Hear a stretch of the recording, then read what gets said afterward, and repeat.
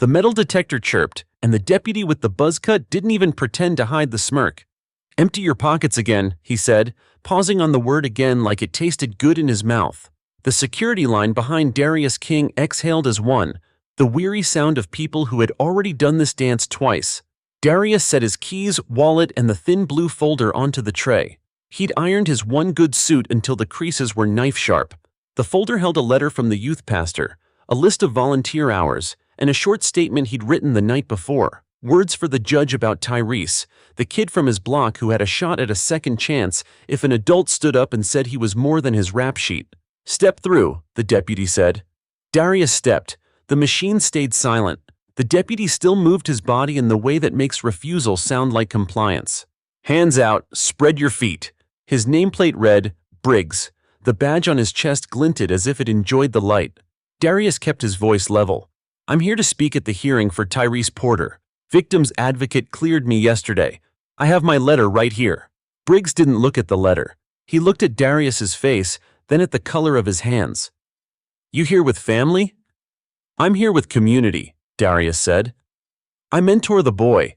Briggs's smile thinned. "Not what I asked." He lifted the tray, shook the keys until they rattled. "Rules changed this morning. Overflow room for non-family. You can watch on a screen." A clerk at the table glanced up, startled.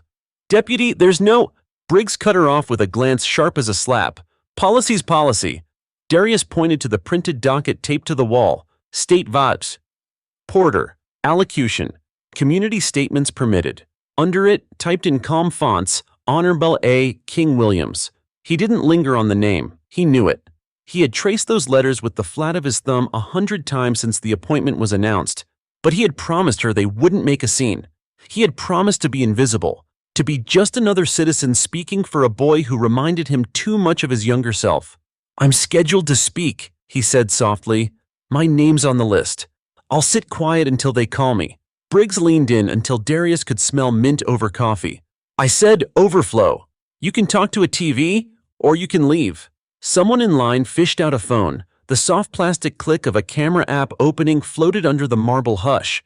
The clerk's eyes flicked between the men. "Deputy, Mr. King is—" "Ma'am," Briggs snapped, not turning. "You want to keep your job?" Darius kept his palms visible, flat to his sides. "I'm not here for trouble. I'm here to read 2 minutes about a kid who needs the court to see him whole." Briggs's jaw ticked. "You people always have 2 minutes, and 2 more, and 2 more." The words weren't loud, but they carried. A man in a construction vest shifted. A woman in a courthouse blazer looked at her shoes. Darius felt the old heat rise, the one he had trained to slow, to spread, to cool. Breathe in, count to 4. Breathe out, count to 8. His counselor had taught him that years ago, after a different courtroom and a different deputy. He reached for the tray, for the blue folder, for the one thing he could control. Briggs's hand came down fast on the folder, palm heavy. "I didn't say you could touch that." "You don't have to," the clerk began. He shoved the folder toward Darius with 2 fingers like it was something sticky. It slid off the tray, papers fanning, the corner of a worn photograph skidding out onto the gray tile. A younger Darius in a thrift store tie, an arm around a girl with a law school graduation cap tilted crooked on her head. The girl's smile could light a city. Briggs's eyes flicked to the photo and back, unreadable. His voice stayed flat. "You're holding up my line, sir. Last chance for the overflow room." Darius crouched, gathered the papers back together, slipped the photo to the middle of the stack like a secret. He stood slowly. "If this is about space, I'll stand in the back. If it's about me, say that." A ripple moved through the line. Phones came up, the air shifting into that crackling tension. Courthouses pretend they never feel. Briggs's hand hovered near his duty belt, not on the weapon, just close enough to make the picture ugly on any screen. "I'm saying," he said, voice hardening, "you're done. Out." He reached for Darius's elbow with that casual ownership that turns friction into force. The touch landed. The hall tilted. Darius didn't swing. He didn't yank. He did what he had taught boys on his block to do when somebody tried to turn them into furniture. He rotated his shoulder away from the grip, stepped backward onto his own center, and let the momentum move past him so the hand slid off like water. It was a simple thing, standing without being rearranged. Briggs saw a refusal where there wasn't one. He stepped in. Boots scuffing tile, pushing with chest and badge, and the kind of power that depends on nobody else naming it. The clerk stood up. "Deputy, please." Briggs shoved Darius's shoulder with an open palm. Not hard. Hard enough. Darius's back tapped the wood of the double doors. The blue folder thumped the floor again. A murmur rose in the line. 3 phones were up now, lenses like bright black coins. "Out," Briggs said. "Now." Darius steadied himself, bent for the folder, then straightened and looked past the deputy at the people watching. Most were strangers. A few were neighbors. He found the clerk's eyes. The only ones that looked like they still remembered policy was printed words, not a feeling. He lifted the folder, smoothed its edge with his thumb. "I'll wait in the overflow," he said at last, voice low enough to be dignity, loud enough to be heard. "But I'm filing a complaint." Briggs gave that thin smile again. "You do that." He opened the door with his hip and steered Darius through the threshold with a hand that was both a guide and a shove. The hallway on the other side was colder, the carpet swallowing sound. A small flat screen flickered in the corner, soft chairs arranged like a dentist's waiting room.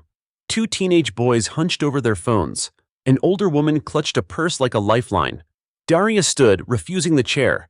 He placed the folder on his palm, balanced it like a tray so it wouldn't shake, and stared at the muted screen. The courtroom feed showed benches, flags, the seal. A bailiff in another room called, "All rise," and the camera glanced toward a door you couldn't see. On his side of the wall, Briggs lingered in the doorway, making sure the lesson landed. "Good choice," he said, and let the door ease shut. The feed crackled. The camera drifted to the bench. A clerk's voice floated thin through cheap speakers. "Calling the matter of State v. Porter before the Honorable—" Darius's heart stepped into his throat. "Sit Judge Ava King-Williams." The doors on the screen opened. A black robe moved into frame. A familiar voice, steady as a metronome, warmer than the marble, said, "Good afternoon. Let's begin." Darius's fingers tightened on the blue folder until the edges bit into his skin. On the other side of 15 feet of wall and a deputy's bias, his daughter took her seat. The camera feed flickered, stabilizing on the raised bench. The black robe settled, and the courtroom rose as one. Judge Ava King-Williams adjusted her glasses, the gavel resting quiet near her hand. Her voice carried steady authority, no louder than it had to be. "You may be seated." In the overflow room, Darius remained standing. His knees felt locked as though the air itself had solidified around him. He hadn't seen his daughter in weeks, not since the confirmation hearing where she'd promised, "Daddy, no matter what, I'll serve with fairness. That's my oath." He had wanted to hug her that day, but the crowd and the cameras made their walls feel taller than they were. Now she sat behind the seal, elevated, untouchable, and he was stuck in the cheap seats behind a deputy's spite. On screen, the prosecutor rose. "Your Honor, the state calls the matter of State versus Porter. The defense has requested community testimony before sentencing." Ava nodded. "That request is granted. I want to hear from those who know this young man. We begin with the scheduled list." Darius felt the folder in his hands, the edges damp from his palms. "That's me," he thought. "That's my voice." In the main courtroom, a clerk shuffled papers. "First speaker, Mr. Darius King." The camera angle didn't shift, but Darius heard the pause. In the overflow room, all eyes turned to him. The 2 teenagers looked up from their phones. The older woman clutched her purse tighter. He stepped toward the door, but the deputy from earlier, Briggs, blocked the threshold with a casual lean, like a man waiting for a bus. "Overflow only," he drawled. "Didn't you hear?" The clerk's voice over the feed sounded confused. "Mr. King? Is Mr. King present?" Darius lifted his folder higher, voice steady despite the burn in his chest. "I'm here, in the overflow." Through the speaker, muffled words reached them. The defense attorney objecting, insisting his presence was crucial. Ava's voice cut through, calm but sharp. "If Mr. King is scheduled to testify, then Mr. King will testify. Bailiff, please escort him forward." Briggs didn't move. His smirk widened. In the overflow, the teenagers began filming. The older woman shook her head, whispering, "Lord, not again." Darius kept his palms open, facing outward, visible to the lenses. "Judge just called me," he said quietly. "Step aside." Briggs's jaw tightened. "You're disrupting proceedings. Out, now." On screen, Ava's brow furrowed. She tapped the gavel once, a crisp sound. "I said bring Mr. King in. Where is the delay?" Murmurs rippled through the courtroom feed. The clerk leaned into view, whispering something to a bailiff. Ava's gaze sharpened. "Deputy Briggs," she said, her tone slicing the air, "is there a problem with my order?" The overflow room went still. Even the cheap fluorescent lights seemed to hum quieter. Briggs froze, his smirk faltering under the weight of her words carried through the speaker. Darius exhaled, the burn in his chest easing just enough to step forward. "No problem, Your Honor," he said aloud, though the mic didn't catch him. He looked Briggs in the eye, calm as still water. "Now, are you going to walk me in, or should we let the cameras tell the story?" Phones lifted higher. The deputy's hand twitched at his belt. Then Ava's voice cracked like thunder from the speaker. "Deputy, stand down. Mr. King, please approach." The door opened at last. Darius stepped into the main courtroom, the weight of every gaze pressing down, spectators, jurors, attorneys. He walked with measured steps, the blue folder balanced in his hands like something sacred. Ava's eyes found his. For the briefest moment, the gavel, the robe, the marble, all of it fell away, and she was simply his daughter again, the girl in the crooked graduation cap smiling in the photograph tucked in his folder. But then the mask of office slid back into place. "Mr. King," she said formally, "you may proceed." He cleared his throat, unfolding his letter.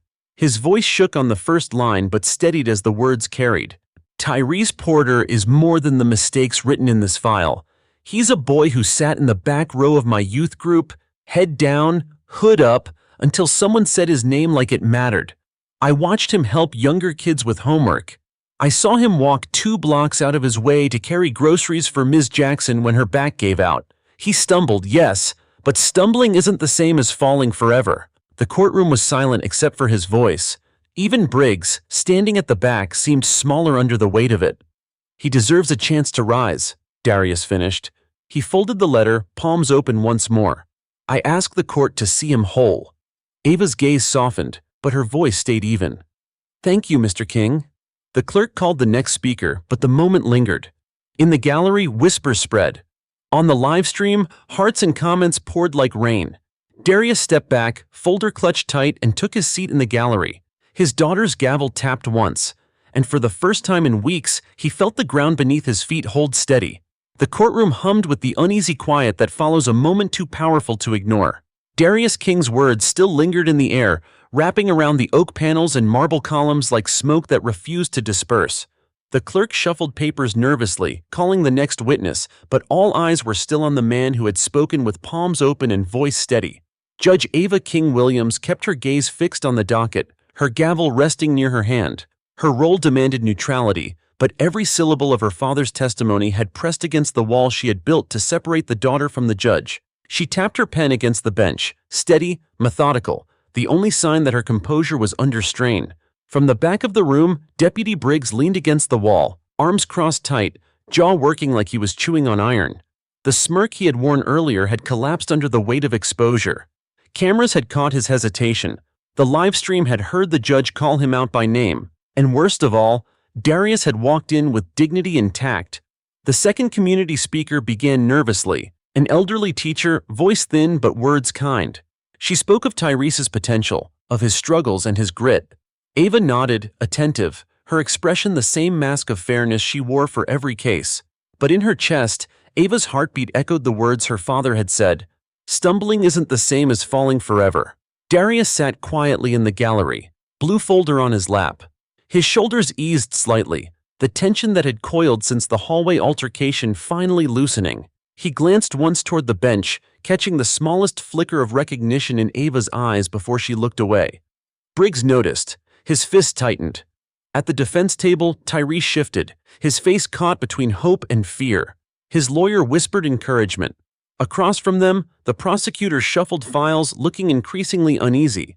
The case had been strong on paper, but paper looked thinner when weighed against voices of flesh and blood. The next witness spoke. Then another. Each voice added a thread to the net, pulling Tyrese away from the abyss. By the time the testimonies ended, the room felt transformed. Not lighter, but heavier with truth too dense to ignore. Ava cleared her throat, setting the papers aside. Thank you to those who testified. This court acknowledges the perspectives of community members. We will take all statements into consideration. Her gavel tapped once. The sound was clean, final. But in the back, Briggs muttered, "Shouldn't have let him in." The whisper wasn't quiet enough. A woman in the gallery turned, her phone raised. Another followed. The ripple of cameras shifting reached Ava's ears. "Deputy Briggs," she said evenly, her eyes still on the bench papers, "if you cannot respect the order of this court, you may step outside." The room froze.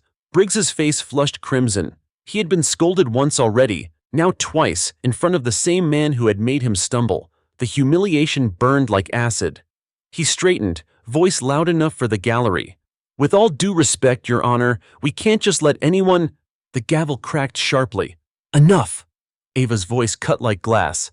"This courtroom is not the place for your commentary. You are dismissed." Gasps rippled through the benches. Briggs hesitated, then shoved off the wall with deliberate force, boots pounding the marble as he stalked out. The door slammed behind him, the echo bouncing like thunder. Darius exhaled, slow and steady. Relief touched his shoulders, but unease shadowed his chest. Briggs wasn't the kind of man to swallow shame quietly. The hearing pressed on. Ava moved through motions, questions, and rulings with precision, but beneath her composure, something had shifted. The mask of neutrality remained, yet in the corner of her gaze, Darius caught the glimmer of fire, a daughter unwilling to let disrespect stand unchecked. By the time the recess was called, the gallery was abuzz. Reporters hurried out, phones glued to their ears.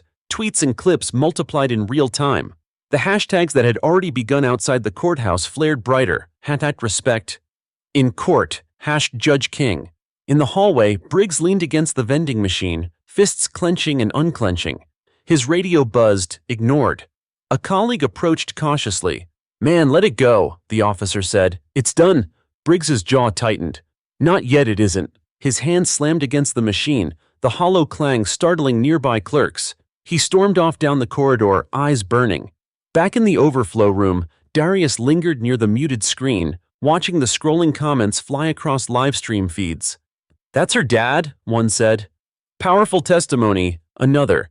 Deputy looked shook. Judge handled it. The teenagers whispered to each other, one grinning. "Yo, that was her pops? No wonder he stood tall." Darius gathered his folder, smoothing its creases with care. He thought of the photo tucked inside, the girl in the crooked cap, her smile bright enough to guide ships. He whispered to himself, "Proud of you, baby girl."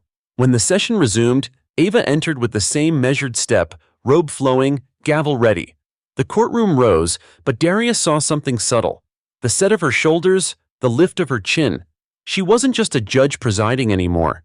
She was a woman who had seen her father pushed and had refused to let injustice slip by unchecked. For the first time since he entered the courthouse, Darius felt not only steady, but shielded. Not by walls or guards, but by the quiet, unshakable resolve of the daughter who now held the gavel. The recess ended with a low buzz of voices echoing through the marble halls. Spectators shuffled back into the courtroom, reporters whispered into phones, and the cameras reset to catch every flicker of drama. The moment Judge Ava King-Williams struck her gavel, silence rippled like a curtain dropping. "Court is back in session," Ava said, her tone crisp, her mask of neutrality back in place. Darius sat stiff in the gallery, his blue folder balanced on his lap. His words had been spoken, but the weight of the room hadn't shifted off him. The gallery still stole glances, whispering, "That's the judge's father." He kept his gaze forward, hand steady, knowing every eye added another stone to the pile Ava already carried. At the defense table, Tyrese sat with his lawyer, eyes darting between the judge and the floor. His knee bounced nervously. Ava's attention settled on him. "Mr. Porter, you've heard testimony on your behalf. Do you wish to address the court?" Tyrese swallowed, stood, and cleared his throat. "Yes, Your Honor, I messed up. I know that. But I'm trying to do better. Mr. King, he helped me stay out of fights. Helped me with my GED. If he believes I can change, I want to prove him right." The room fell quiet. Even the prosecutor didn't shift his papers. For a moment, Ava's gaze softened.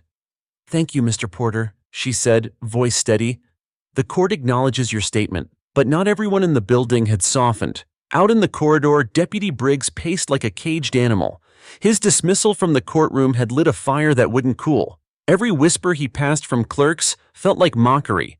Every phone tilted in his direction felt like proof that the world was laughing. He found another officer leaning against the wall. "You see what she did? In front of everyone?" The officer hesitated. She gave an order, you disobeyed. That's all. Briggs's jaw tightened. That wasn't order. That was a spectacle. She made me the fool and her father watched. The officer shook his head. Let it go. But Briggs's eyes burned. Not a chance. Back inside, proceedings pressed forward. The prosecutor began his closing arguments, voice sharp, weaving facts into a net. Community testimony is admirable, but the law is clear. Mr. Porter's record speaks louder than character references. The defense countered, pointing to Tyrese's mentorship, his steps toward reform, his willingness to take responsibility. The jury shifted in their seats, weighing not just files but faces, not just charges but choices. Darius sat motionless, palms pressed flat against the blue folder.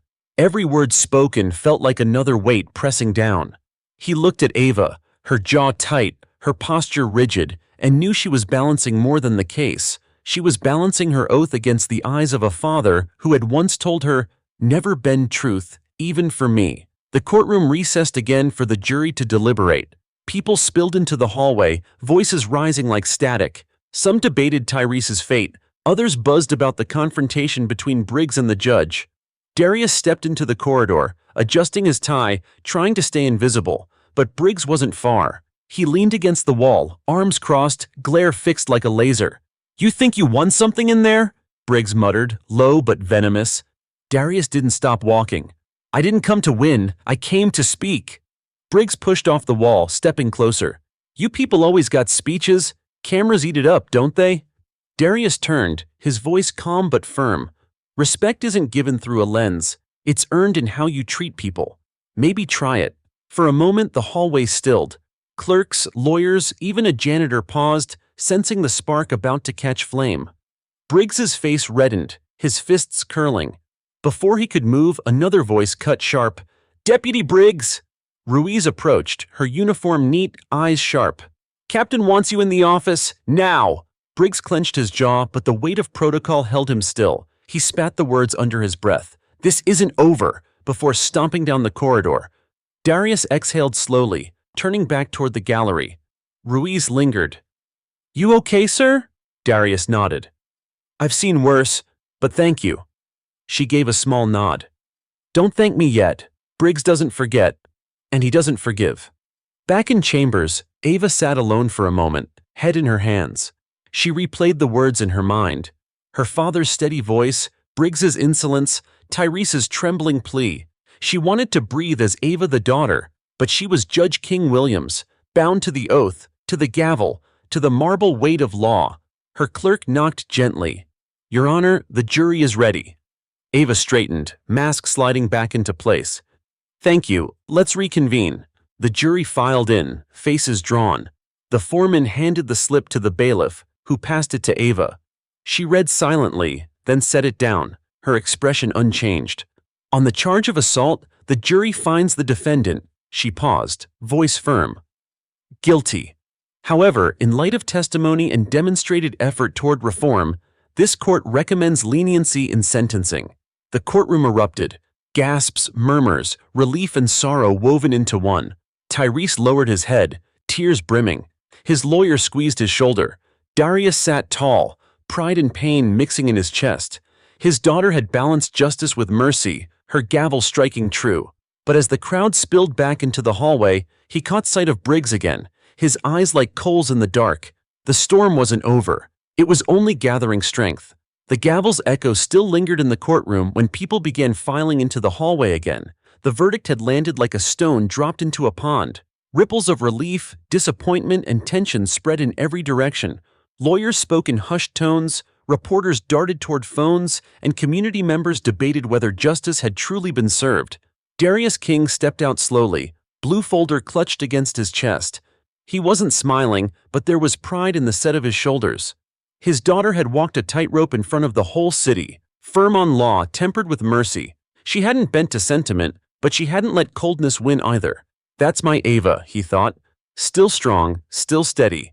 But across the corridor, Deputy Briggs waited, leaning against the wall like a wolf that had tasted blood. His jaw worked, his fists opened and closed.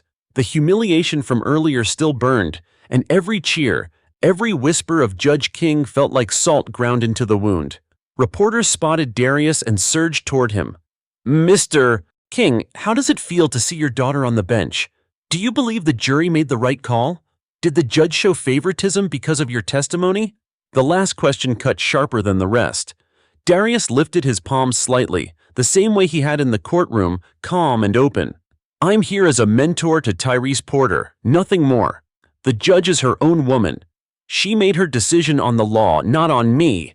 Flashes popped, voices rose, the crowd pressed tighter. Briggs's voice cut through like a blade. Favoritism? That's exactly what it was. The reporters turned. Cameras swiveled. Briggs pushed off the wall, his voice loud enough for the microphones. Judge King-Williams should have recused herself. You all saw it, her daddy in the gallery, speaking like he runs the place. That's not justice, that's bias. Gasps rippled, pens scribbled. Darius's chest tightened. He spoke calmly. Deputy, I was on the docket weeks before the appointment. Anyone can check the record. Briggs sneered. You people always got records, always got excuses. Phones lifted higher. The entire hallway had become a stage. Ruiz emerged from the courtroom, catching the end of Briggs's tirade. That's enough, she said firmly. Deputy, you're out of line. Briggs spun on her. Oh, here we go. The traitor. You stood with him too, didn't you? What is this, some kind of setup? Ruiz's voice stayed level, but her eyes were steel. No, Sergeant, it's called truth, something you keep running from. The air thickened. Two clerks whispered nervously. A reporter whispered, Are we filming this? And another hissed back, It's already live. Briggs stepped closer to Darius, his voice dropping low but still caught by every microphone. You embarrassed me in front of everyone, twice. You think the cameras will always save you? Darius felt the old heat stir in his blood, the one that had burned in younger years when fights came easy, but he remembered Ava's voice from long ago. Daddy, don't give them what they want. Stand taller, not louder. He steadied his breath. I don't need cameras, I need respect. That's something you can't take with your hands. The crowd murmured. Some clapped softly. Reporters leaned in, scribbling every word. Briggs's face flushed scarlet. He shoved forward, chest brushing against Darius's. The folder nearly slipped from Darius's grip. A ripple of gasps ran through the crowd. Deputy! Ruiz barked, stepping between them. Back off! But Briggs's eyes were wild, untethered from reason. Weak old man, he spat. Hiding behind your daughter's robe? If you weren't her father, you'd be nothing. Darius's jaw tightened, but his palms stayed open, visible to every lens. He refused to swing, refused to give Briggs the spectacle he wanted.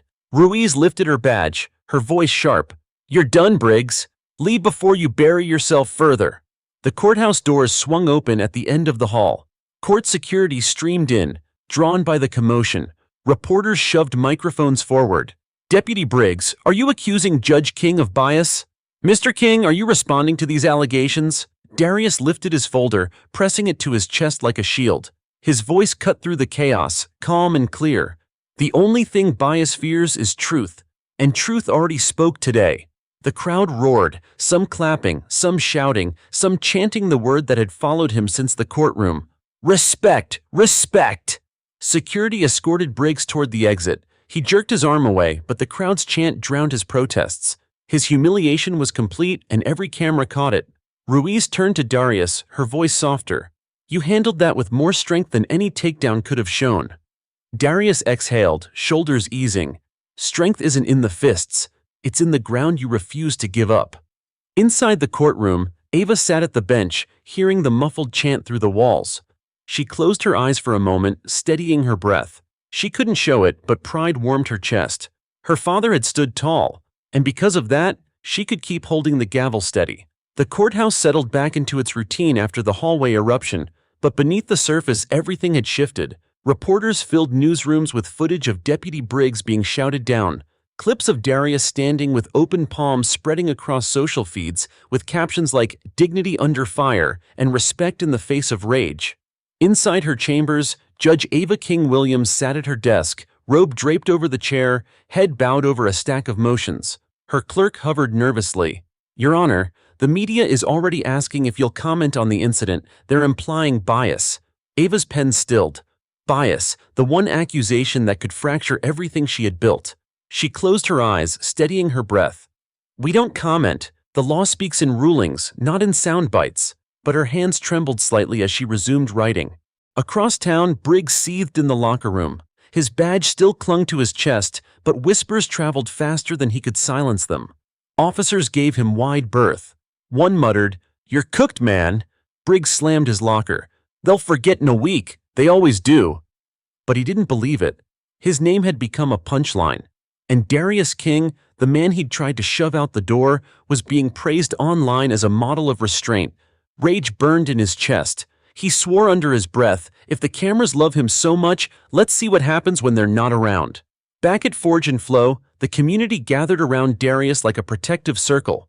Parents from the block stopped by to shake his hand. Teenagers asked to take photos. Even elders from his church arrived, pressing his palm in theirs as though his composure had become a blessing. Malik, his nephew, grinned. "Unc, you've gone viral. Look at this. People are sharing your words about stumbling and falling. They're calling you the Courtroom Father." Darius chuckled softly, shaking his head. "I'm no slogan. I just spoke what was true." But deep inside, he felt the weight Ava must now bear. His presence had cast a shadow over her bench, and every step forward for Tyrese was another rock thrown at her credibility. That evening, Ava called him. It wasn't protocol, but family rarely was. Her voice was low. "Daddy, you can't keep putting yourself in the middle of this." "I didn't put myself there," he replied gently. "That deputy did." "You think the cameras care about nuance? They're saying I ruled soft because you spoke. They're saying my robe is compromised." Darius leaned against the kitchen counter, phone warm in his hand. "You told me once the law bends for no one, not even blood. I saw you prove that today. Don't let their noise make you doubt it." Silence stretched. Then Ava whispered, "I can't protect you in here." "You don't have to," he said. "You protect the law. I'll protect myself." Meanwhile, Briggs met with two allies at a bar on the edge of town. His voice was low, his words bitter. "They think he's untouchable now. Cameras everywhere, chanting crowds. But cameras leave, crowds go home, and when they do, he'll find out what weak really means." The men shifted uneasily, but Briggs's eyes glowed with something darker than anger. His pride had curdled into obsession. The next morning, courthouse steps were flooded with protesters.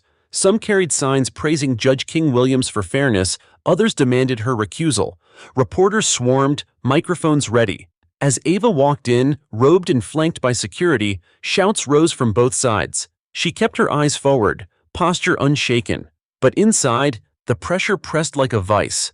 Every verdict now felt like it carried not only the weight of justice, but the judgment of a nation. Darius arrived quietly, blue folder in hand, slipping through a side entrance. He avoided the cameras, but couldn't escape the murmurs. Strangers nodded to him, some whispered blessings. He accepted it with a quiet grace, but unease gnawed at him. Briggs's glare from yesterday still lingered in his mind. In court, proceedings resumed. Ava presided with her usual calm, but beneath her robe her heart raced faster than her words.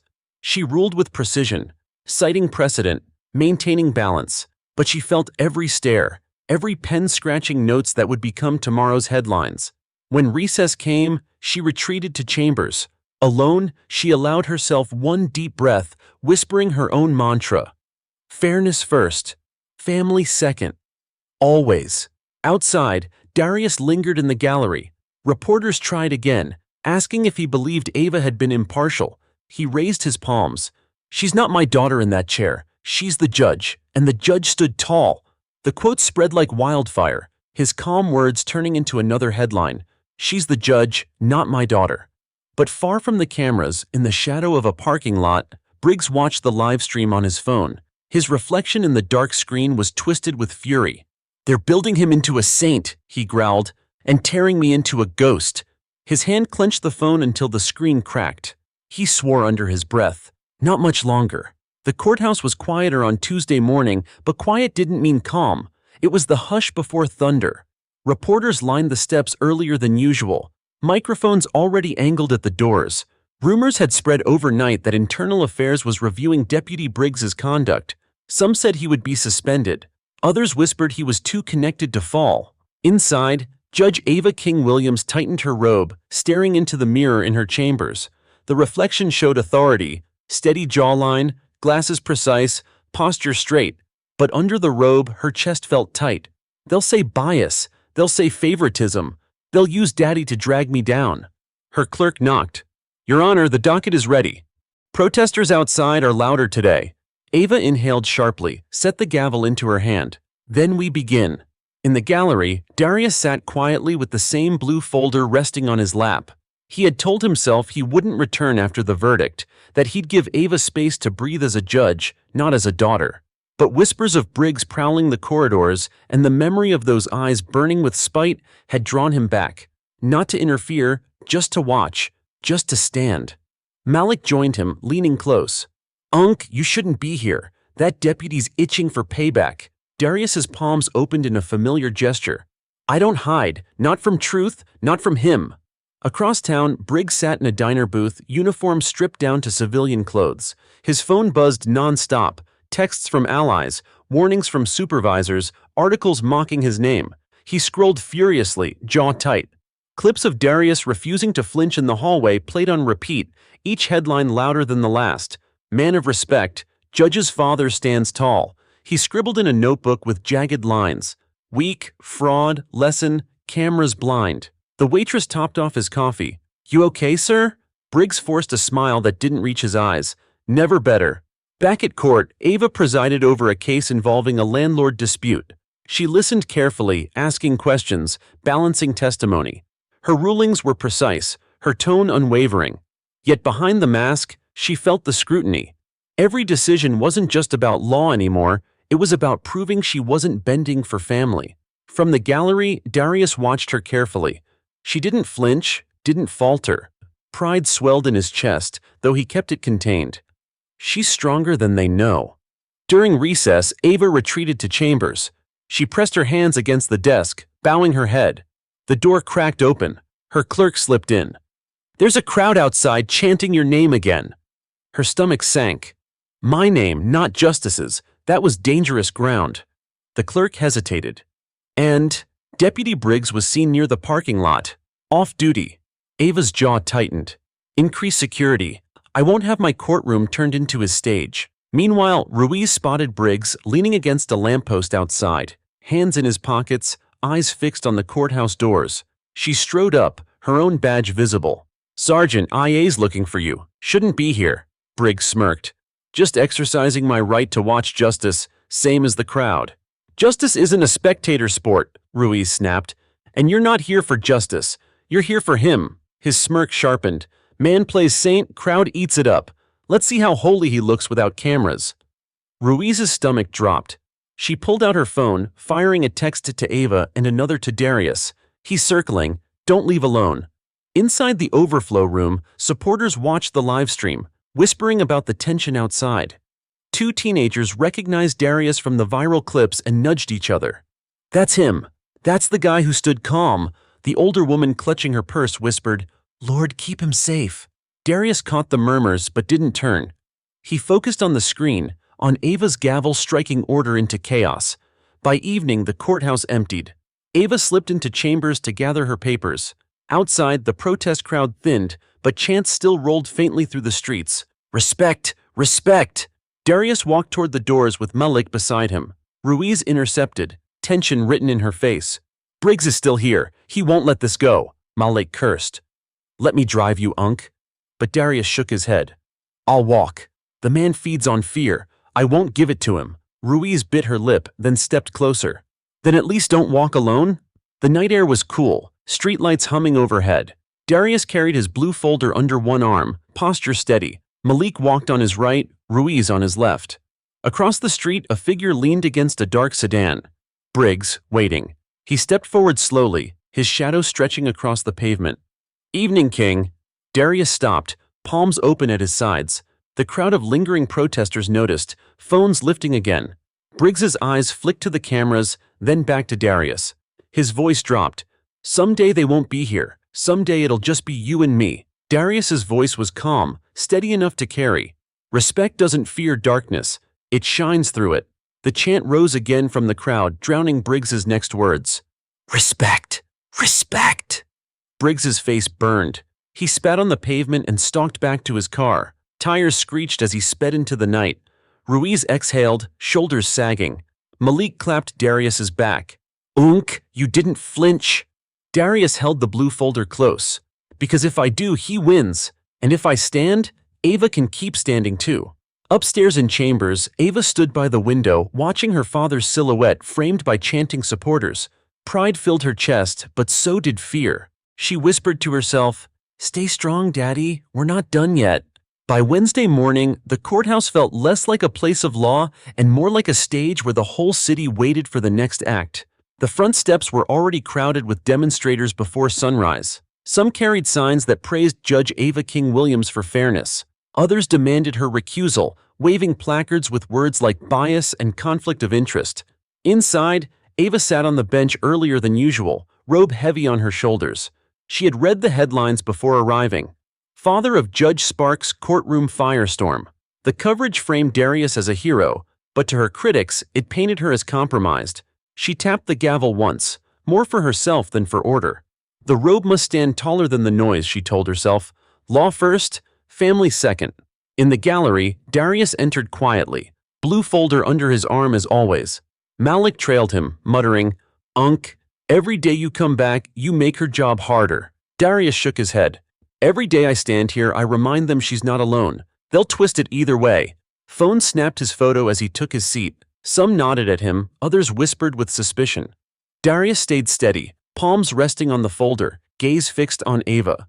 At the back of the room, Deputy Briggs was absent, officially under review, but his absence didn't still the tension. It sharpened it. Whispers ran through the building. "He's suspended." "No, just reassigned." "IA's on him." Ruiz kept an eye on the doors, her uniform crisp, her presence a quiet anchor. She spotted reporters shifting toward Darius, preparing to ask baiting questions. She moved closer, a subtle guard. "You don't need to talk to them," she murmured. "I don't mind," Darius replied softly.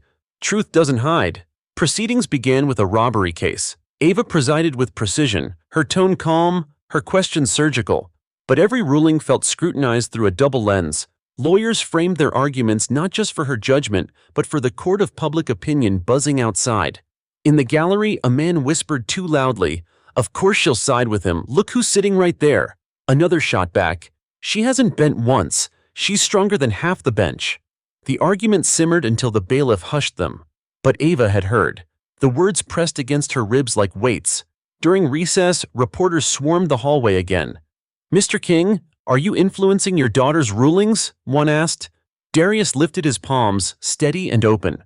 "The judge is no one's daughter in that chair. She's the law. My voice ends at the gallery door." The clip streamed instantly online, sparking another wave of praise and fury. Some hailed him as a model of dignity. Others claimed proof of favoritism. Malik groaned. "Unk, even when you speak truth, they twist it." Darius smiled faintly. "Let them twist. Straight wood still stands." Meanwhile, in a dark motel room, Briggs scrolled through the coverage with bloodshot eyes. Every headline felt like fire against his skin. "Deputy dismissed. Father of judge emerges as symbol." He slammed his fist against the table. "They forgot me. They erased me." His notebook lay open. Fresh lines scrawled across the page. Crowds blind. Cameras fade. Find silence. His obsession was no longer just with Darius. It was with the movement his dignity had sparked. Back in chambers, Ava's clerk handed her a slip of paper. "Your Honor, protest leaders outside are asking if you'll address the crowd." Ava shook her head sharply. The bench doesn't speak to chants, it speaks to cases. But when she returned to the bench, her hands trembled faintly as she lifted the gavel. The afternoon session unfolded with rising tension. Lawyers pushed harder, their tones edged with theatrics for the audience they imagined beyond the cameras. Ava struck her gavel more than once to restore order. Darius watched closely. He saw the slight furrow between her brows, the flicker in her eyes when accusations of bias slipped into arguments. His chest ached. She carried not only the law but the shadow of his presence. When court adjourned, the crowd outside swelled again. Supporters chanted, "Respect! Respect!" Opponents shouted back. Police formed a line on the steps. As Darius exited, a group of young men approached. "Mr. King," one said breathlessly, "you don't know us, but your words gave us courage. We're standing because you stood." He shook their hands, humility softening his features. "It wasn't me. It was truth. Hold to it." Phones captured the exchange. Online, clips labeled him the Courtroom Father multiplied, but not far away, a shadow lingered. Briggs sat in his car across the street, hat pulled low. His eyes tracked Darius through the windshield, jaw tight. "You won't always have a crowd," he whispered to himself, "and when you don't, we'll see how strong you stand." His hand closed around the notebook. A new plan was forming, darker than before. That night, Ava sat alone in chambers long after the courthouse emptied. She stared at the gavel in her hand, the wood smooth and heavy. Through the window, she saw the last of the protesters drifting away, candles still glowing faintly. She whispered into the silence, "Fairness first, family second, always."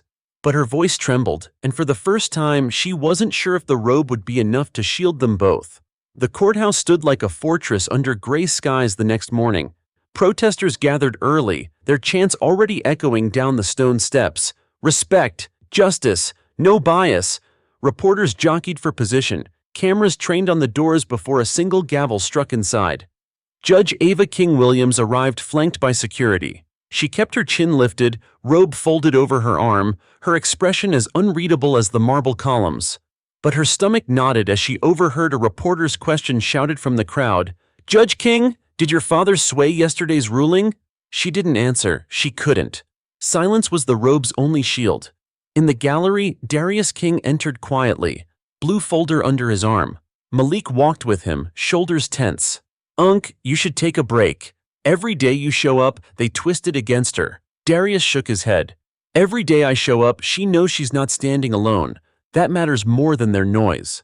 Several supporters nodded at him as he passed. Phones rose, capturing his calm walk down the aisle. He sat, posture straight, folder resting on his lap like armor. But not everyone in Atlanta was applauding. In a dim motel room at the edge of town, Briggs hunched over his cracked phone, replaying clips until the battery glowed red. Every headline cut deeper.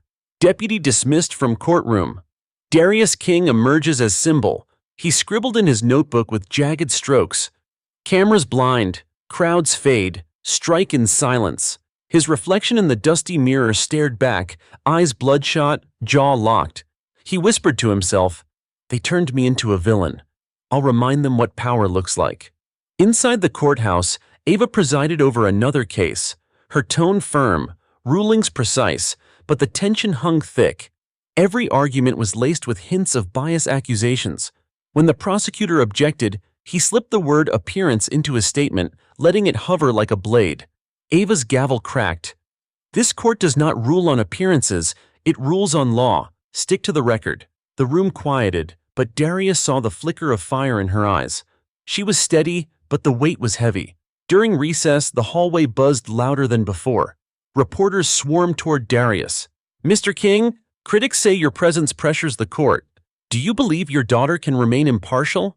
Isn't this nepotism disguised as mentorship?" Darius lifted his palms, calm and open.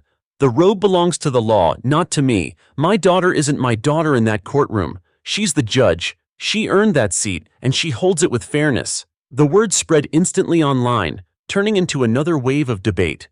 Hashtags lit up. Hashtag she earned it. Hash respect in court.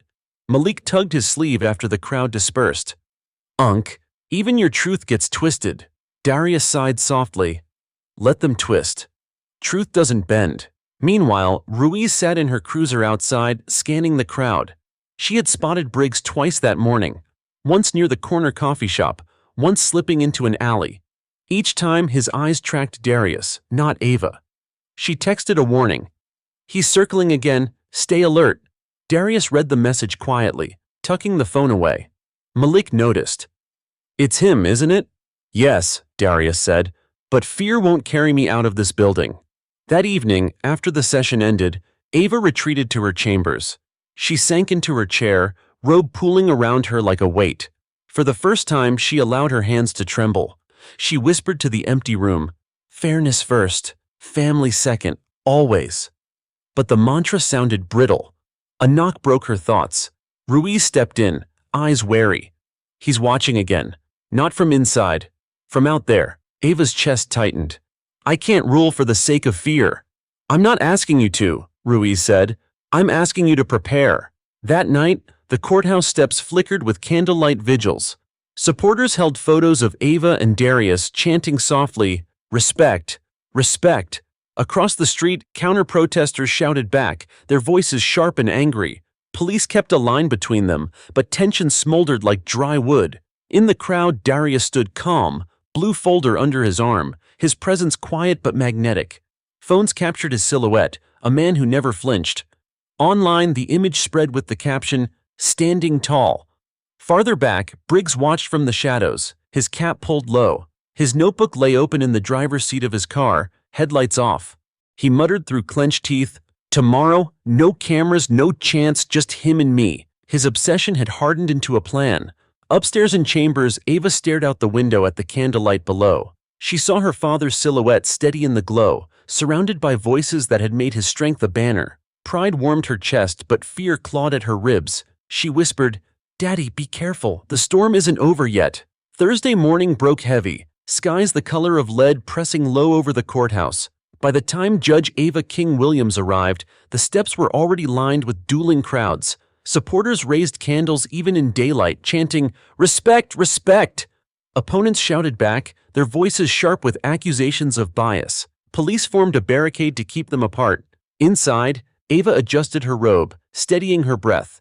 She whispered to herself, "Law first, family second, always."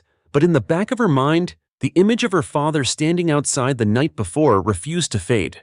In the gallery, Darius entered with his familiar blue folder, Malik at his side. The crowd shifted as phones came up to film him. He nodded politely, but his gaze stayed fixed forward on the bench where his daughter would sit. "Unc," Malik murmured, "you're becoming a symbol whether you like it or not. People see you. They believe they can stand too." Darius gave a small smile. "Symbols don't choose. They just stand." Across town, Briggs tightened the laces of his boots in a dingy motel room. His notebook lay open on the bed, the last page scrawled with jagged words. Today, no cameras, no chance, silence. He shoved the notebook into a drawer and pulled on a dark jacket. His pride had curdled into venom, and venom had crystallized into a plan. Court opened with a minor fraud case, but tension buzzed like static. Lawyers argued louder, jurors shifted restlessly, and every ruling Ava delivered was punctuated by murmurs from the gallery. Halfway through proceedings, a commotion rippled through the back doors. A man shouted, "She's compromised!" Phones tilted up. The bailiff rushed to hush him, but the moment was enough to throw fuel on the fire. Ava's gavel cracked. "This courtroom will maintain order, or it will empty." Her voice was firm, but her hands trembled under the robe. Darius sat straighter, palms open on his lap, as if his calm alone could steady the room. At recess, the hallway exploded with reporters. Microphones thrust forward, flashes popping. "Mr. King, critics claim your presence pressures your daughter. What do you say? Are you influencing her rulings? Do you consider yourself part of this movement?" Darius lifted his palms, steady and open. "I'm not the law, she is, and she carries it with fairness. My presence doesn't bend her gavel. It reminds her that truth still matters outside these walls." The clip shot through social feeds within minutes. Hashtags trended again. Truth still matters, #standing tall. Meanwhile, Ruiz spotted movement near the parking lot. A dark sedan idled too long, its driver hidden under a cap. Her pulse quickened. She stepped closer, catching sight of Briggs gripping the wheel, his eyes fixed on the courthouse doors. She pulled out her phone, firing a text to Darius. "He's here. Stay inside until I confirm." Darius read the message quietly. Malik saw his face pale. "It's him again, isn't it?" "Yes," Darius admitted, "but fear won't dictate my steps." By late afternoon, the crowds outside had swelled. Chants of respect collided with shouts of bias. The air shook with the clash of voices. Police radios crackled nervously. Inside, Ava wrapped up the day's docket, her rulings precise, her mask unbroken. But when she struck the gavel for adjournment, the weight on her shoulders felt heavier than the robe itself. She retreated to chambers, closing the door softly. Her reflection in the window showed not just a judge, but a daughter caught in a storm too vast to contain. Outside, Darius walked slowly down the courthouse steps, Malik at his side. Supporters reached for his hand, some whispering blessings. He nodded, his palms raised, posture calm. Phones filmed every step. But across the street, Briggs finally stepped from his car. His jacket collar was pulled high, his stride purposeful, His eyes locked on Darius, burning with obsession. Ruiz saw him first. Her voice cut through the noise. "Darius! Malik! Move back!" The crowd shifted, tension snapping like a live wire. Phones whipped toward Briggs. Chants faltered. Darius turned calmly, blue folder tucked under his arm. His voice carried steady even through the chaos. "Respect isn't shouted, it's lived." The crowd roared, chants resuming louder. "Respect! Respect!" Briggs froze mid-stride, the cameras catching him in sharp detail. His plan, meant for silence, had been dragged back into the light. His face flushed crimson as chants swallowed him. He turned sharply, retreating to his car. Tires screeched as he sped into the night. The crowd erupted, voices rolling down the street like thunder. Malik grabbed his uncle's shoulder. "Unc, he was coming for you." "You saw it, right?" Darius's palms stayed open, his voice calm. "I saw rage, but rage can't stand where truth does." Upstairs, Ava watched from her chambers, her father's silhouette framed by the glow of chanting supporters. For the first time in days, pride softened the knot in her chest. She whispered to herself, "Stay strong, Daddy, we're not done yet." By Friday morning, Atlanta buzzed like a hive. News anchors replayed the footage from the courthouse steps on loop. Darius King, blue folder tucked under his arm, standing calm while chants of respect, drowned out Deputy Briggs's approach. Commentators dissected every second, Darius's steady posture, Briggs's retreat, the roar of the crowd. One network headline read, "The Courtroom Father, Dignity in the Face of Rage." Another countered, "Bias at the Bench? Judge's Father Sparks National Debate." Ava skimmed the papers as she sipped bitter coffee in her chambers. Every headline felt like a nail tightening around her. If I lean too soft, they'll scream bias. If I lean too hard, they'll say overcorrection. Either way, I bleed. She whispered to herself, law first, family second, always. But for the first time, the words sounded fragile. In the gallery, Darius arrived as always, Malik trailing with a wary eye. Supporters greeted him warmly, some even pressing notes of thanks into his hand. Phones angled up, eager to capture his quiet stride. "Unc," Malik muttered, "you're not just attending court anymore. You're the headline. You're a symbol." Darius gave a faint smile. "Symbols don't ask to be built. They just stand. That's all I'm doing." But in his chest, he felt the weight of what standing had cost Ava. Meanwhile, in a dim motel room, Briggs seethed. His phone buzzed nonstop with new articles mocking him, memes turning his face into a symbol of humiliation. He scrawled in his notebook again, "Crowds blind, cameras shield, find silence." His hands trembled as he flipped to a clean page, drawing a map of the courthouse, marking exits and blind spots. "Next time," he muttered, "there won't be chance to save him." Back at the courthouse, proceedings unfolded under a microscope. Lawyers sharpened their arguments, slipping in jabs about appearances and public perception. Ava struck her gavel repeatedly, her tone crisp. "This courtroom is not a stage. We will focus on the law." Still, Darius could see the tension in her jaw, the slight tremor in her hands. She was carrying more than law. She was carrying the weight of perception. At recess, reporters swarmed again. "Mr. King, do you realize your presence fuels bias claims? Are you trying to influence your daughter? Do you consider yourself part of the respect movement?" Darius raised his palms, calm and steady. "I'm not the law, she is, and the robe doesn't bend for anyone, not even me. I stand for truth, she stands for justice." The clip spread instantly, hashtags erupting. Had truth and justice, #respect movement. Ruiz watched from the edge of the crowd, her stomach tight. She'd seen Briggs again that morning, lurking near the parking lot before dawn. His obsession was deepening, his restraint unraveling. She typed a warning to Ava. "He won't stop circling, please increase security." Ava's reply came minutes later. "Thank you. But I can't let fear run the bench." Ruiz muttered under her breath, "Fear's already in the building." That evening, protesters gathered again outside the courthouse. Supporters lit candles, their chant steady and low. "Respect, respect." Across the street, opponents shouted back, accusing Ava of bias. Police lines held them apart, tension humming like a live wire. Darius stood in the middle, blue folder in hand, his silhouette calm under the glow.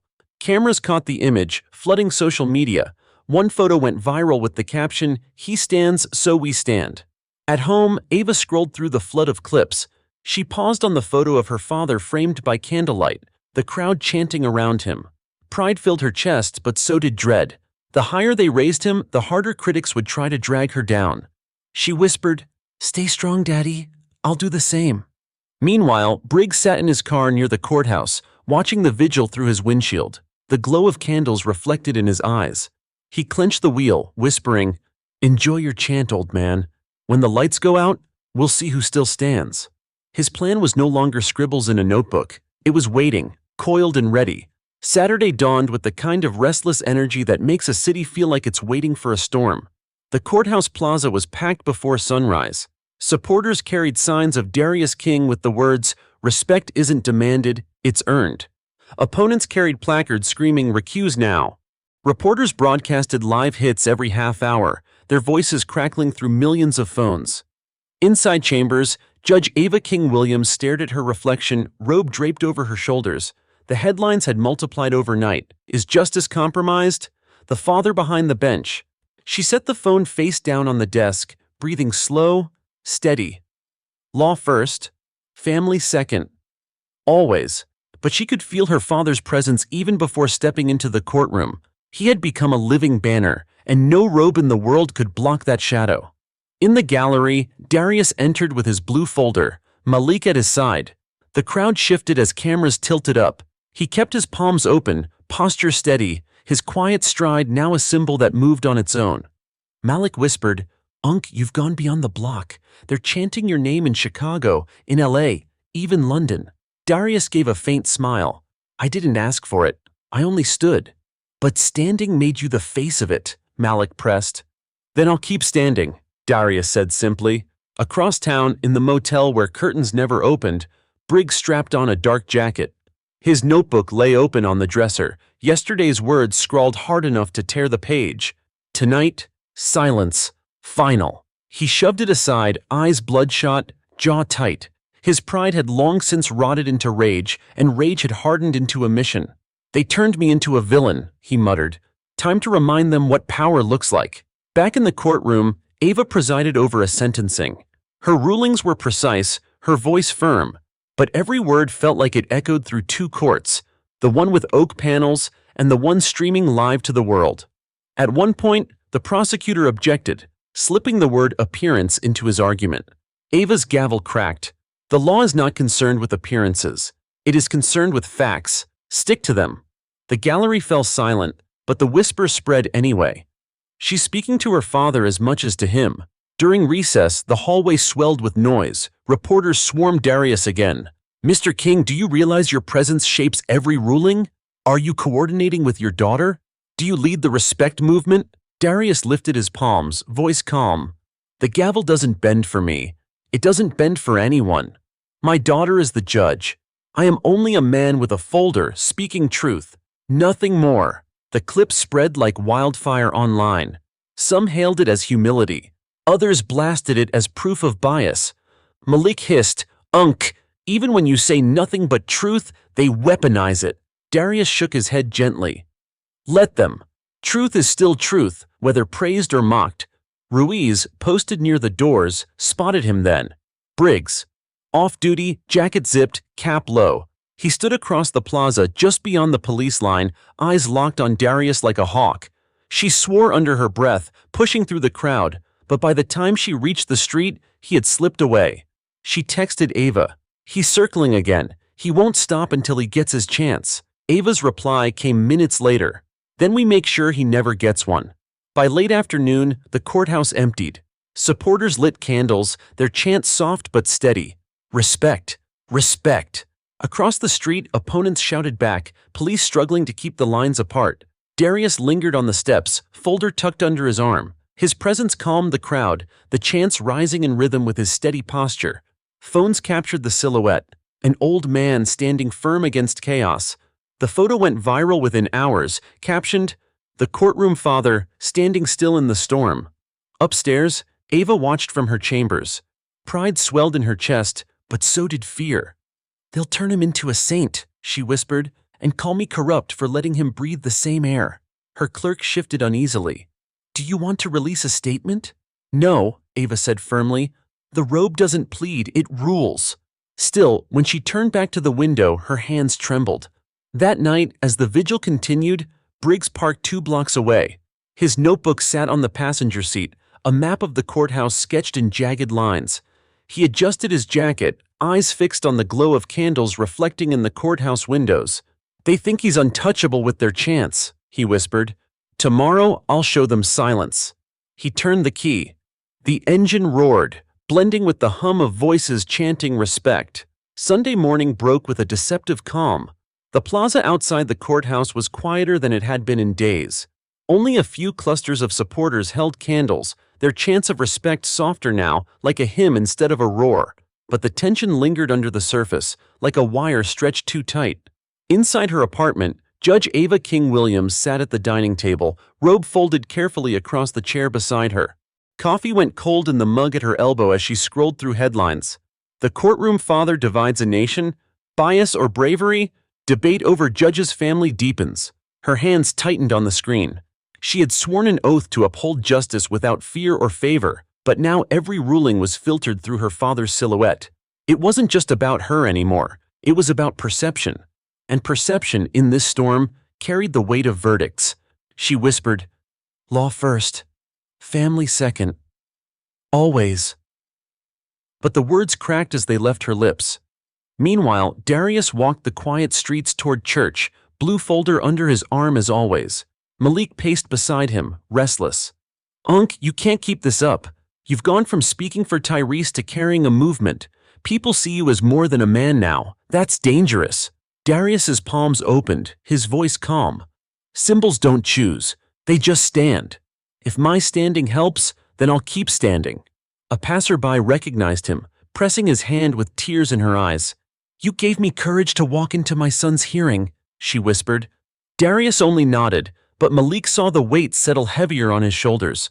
In a motel on the city's edge, Briggs sat hunched over his notebook. The map of the courthouse sprawled across the page, exits and blind spots marked with thick strokes.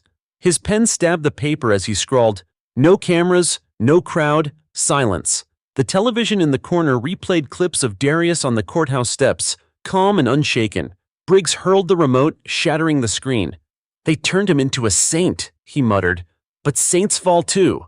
He slipped the notebook into his jacket, the plan fully hardened now. Tonight, he told himself, tonight, silence. At the courthouse, Ava presided over a smaller docket. The cases were routine, but the air was thick with scrutiny. Every lawyer phrased arguments as if they were speaking not only to her, but to the invisible audience beyond the cameras. One attorney pressed harder than most, saying, "With respect, Your Honor, appearances matter.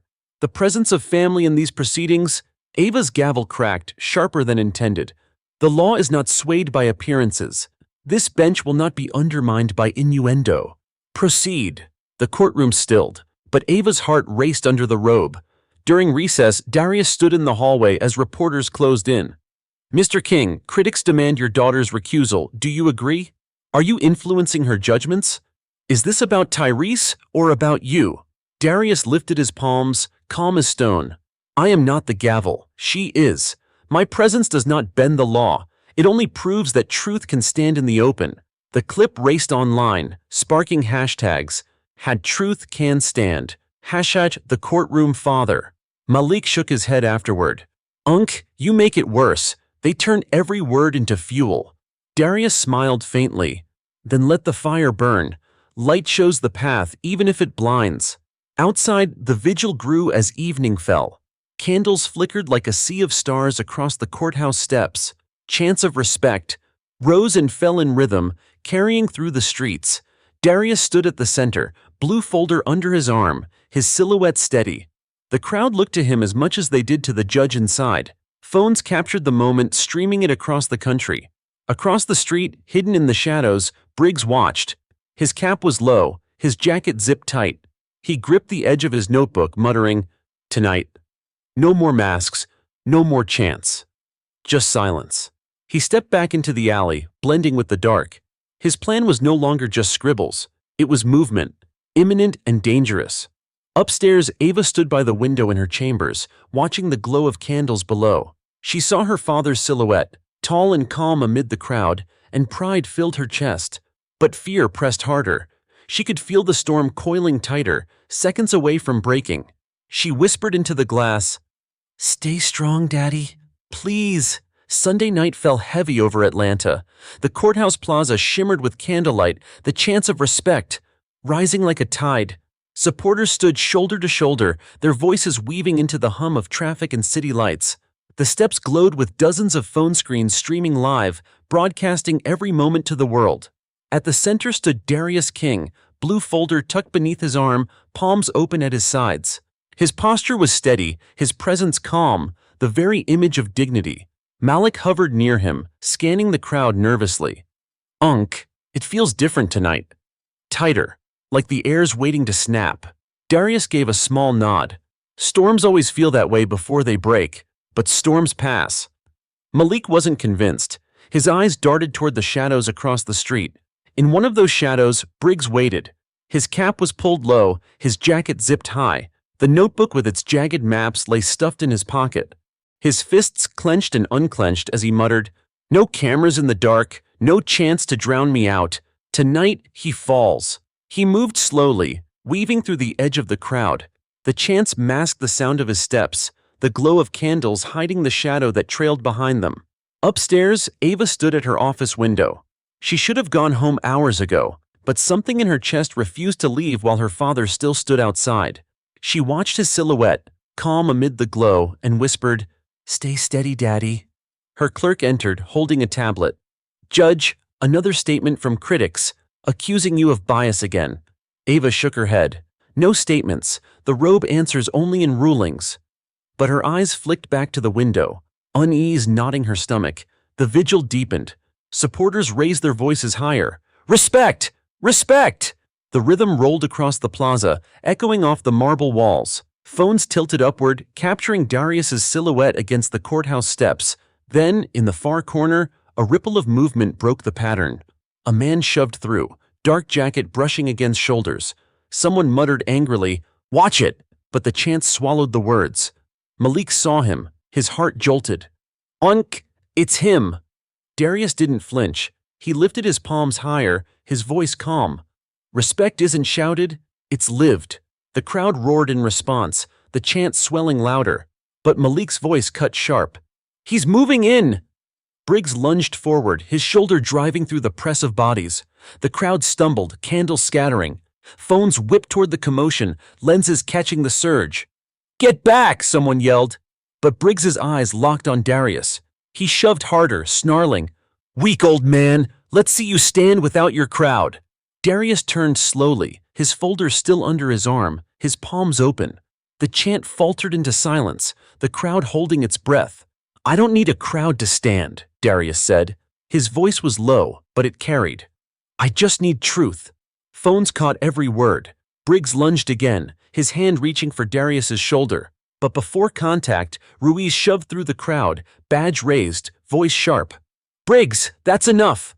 The crowd erupted. Gasps, shouts, phones snapping.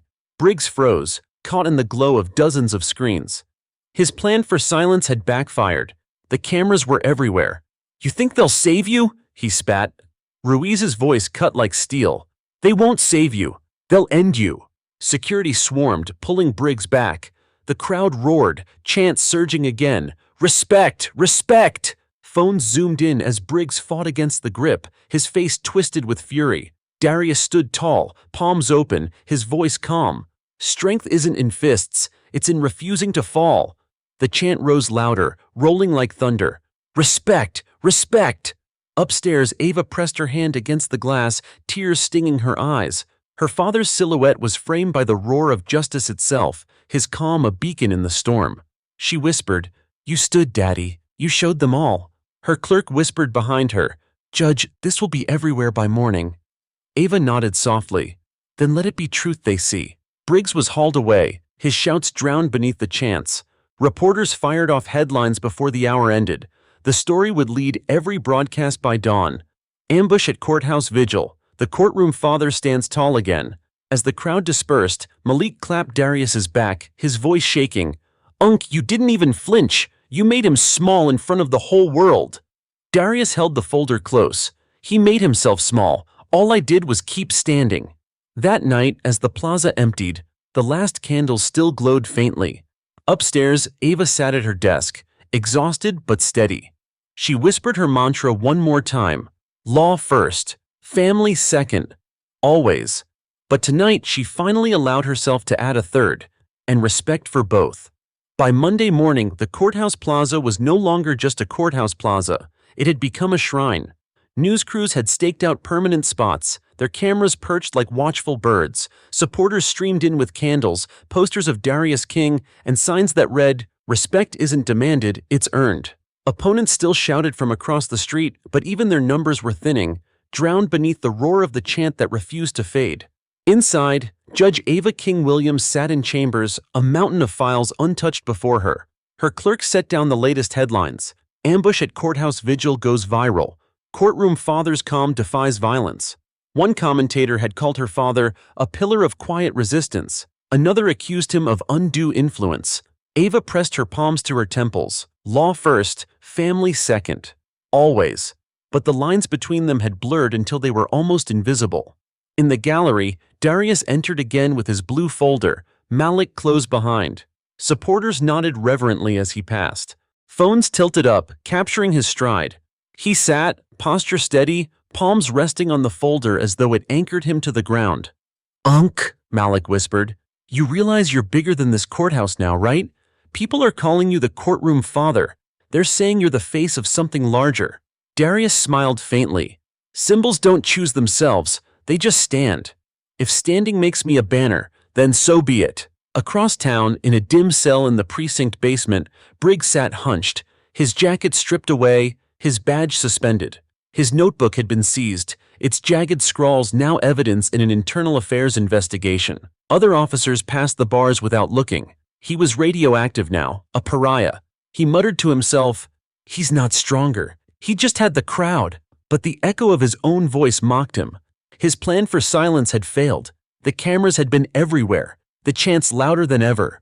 He had lunged, and the world had watched him fall again. For the first time, Briggs felt not rage, but emptiness. Back at court, Ava presided with her usual precision, but the gallery hummed with a different energy. Every ruling she delivered was punctuated by murmurs of support, and when critics whispered bias, others shot back, "She's stronger than bias." The gavel felt lighter in her hand today. Not because the pressure had lifted, it hadn't, but because she felt something beneath it, a foundation steadier than marble. During recess, reporters cornered Darius again. "Mr. King, what message do you have for the country after last night's ambush? Do you consider yourself a leader of the respect movement? Are you afraid for your safety?" Darius lifted his palms, steady and open. His voice carried calm authority. "Respect isn't built on fear. It's built on truth. If standing calmly in the face of anger makes me a leader, then I'll keep standing. Not because I want to, but because it's right." The clip spread like wildfire, headlines dubbing him the reluctant leader. That evening, the plaza swelled larger than ever. Vigils had spread to other cities, Chicago, Los Angeles, even overseas. Live streams showed crowds chanting respect in unison across time zones. Darius stood at the center, his silhouette framed by thousands of candles. Malik stood close, Ruiz a steady guard nearby. Phones captured the image. One man, calm and unshaken, carrying a folder like a shield. Online, the caption spread, "He stands, so we stand." Upstairs in chambers, Ava watched the glow below. Pride swelled in her chest, though fear still tugged at her ribs. Her clerk whispered, "Judge, you should know, the governor has called. They want you to speak at the Capitol about judicial independence." Ava hesitated, eyes fixed on her father's silhouette. Judicial independence, she thought, or family dependence. She whispered, "If I go, I speak as the law, not as a daughter." But deep down, she knew the two were no longer separable. Meanwhile, in his cell, Briggs sat slumped. A guard switched on the television in the corner. The screen filled with Darius's calm face, framed by candles and chants. The caption read, "Courtroom Father inspires a nation." Briggs covered his eyes, but he couldn't block the sound. The chant rolled even through the concrete walls. "Respect! Respect!" For the first time, his rage felt useless. He had tried to break Darius with force, and in doing so had made him unbreakable. By night's end, Ava finally left chambers. She stepped onto the courthouse steps, the chant rolling like thunder. The crowd parted instinctively, their candles lifting. Darius turned, folder under his arm, and their eyes met. Father and daughter, judge and citizen, two pillars holding the same storm. Ava lifted her gavel slightly, then lowered it again. "The law stands," she said softly, but the microphones carried it. The chant swelled louder. "Respect! Respect!" By Tuesday morning, the respect movement was no longer just Atlanta's story. Major networks led with it, newspapers splashed Darius King's silhouette across front pages, and talk shows debated whether Judge Ava King-Williams could continue presiding without recusal. Clips of the vigil ambush had been replayed millions of times, Darius standing calm, palms open, as chants swallowed Briggs's rage. Some commentators called it the birth of a new civil symbol. Others sneered, its performance dressed as dignity. But either way, the story had broken out of the city. It was national now. At the courthouse, Ava sat in chambers, exhaustion pressed into the lines of her face. Her clerk handed her a folder. "Judge, the Chief Justice has requested a statement. They're worried public pressure is eroding confidence in your rulings." Ava's fingers tightened around the folder. Law first, family second. Always. But she could feel the robe pulling in two directions, one toward impartiality, one toward the man standing vigil outside. "I won't give statements," she said finally. "My rulings are my only answer." Still, when she glanced at the window, she saw the glow of candles even in daylight, and her heart twisted. In the gallery, Darius entered with his familiar blue folder. The crowd quieted as he passed, phones lifting. A young boy whispered to his mother, "That's him. That's the man who stood." Darius sat, posture straight, palms resting lightly on the folder. Malik leaned close. "Unc, you realize you've become bigger than Ava's courtroom, right? People are holding signs with your words in other cities." Darius's voice stayed calm. "I didn't ask for their signs, but if my standing steadies them, then I'll stand until my legs give out." Across town, Briggs sat slumped in his cell. The television in the corner blared footage of Darius again, now framed as the Courtroom Father. The caption read, "A nation stands with him." Briggs muttered, "They made me the villain. Me who wore the badge. Him who broke the rules." His fists clenched, but there was no crowd to charge into now, no silence left to claim. The badge was gone. The cameras had buried him. He was a ghost in uniform. Back in court, Ava presided over a heated fraud trial. Lawyers pushed harder than usual, playing to the invisible audience beyond the walls. One prosecutor jabbed, "With respect, Your Honor, appearances of bias erode justice, even if rulings are correct." A hush fell. All eyes flicked to Darius in the gallery. Ava's gavel cracked. "This court rules on evidence, not on speculation. Appearances do not alter the facts." Her voice carried steady, but her hands shook under the robe. At recess, reporters swarmed Darius again. "Mr. King, critics say your presence undermines your daughter's credibility. Do you agree? Are you leading this movement intentionally? Do you fear for your safety after the ambush?" Darius lifted his palms, calm and open. His voice rolled steady as stone. "Respect isn't demanded, it's earned. My daughter doesn't need me to hold her bench steady. She's already proven her strength. I stand not to bend her rulings, but to show that dignity can exist even when rage tries to erase it." The clip went viral within hours. Hashtags surged. #dignity, in court, #respect, earned. That evening, the plaza filled larger than ever. Crowds from out of state arrived, some carrying banners with Darius's words, others holding candles even in the pouring rain. The chant rolled like thunder across the city. "Respect! Respect!" Darius stood at the center again, Malik at his side. Ruiz watching warily from the edge, phones lit the night, streaming to millions. One reporter murmured into her mic, "He doesn't speak much, he doesn't move much, but his stillness has become louder than any chant." Upstairs, Ava watched from the window. Pride warmed her chest, but fear pressed hard against it. She whispered, "Daddy, you've carried this farther than either of us imagined."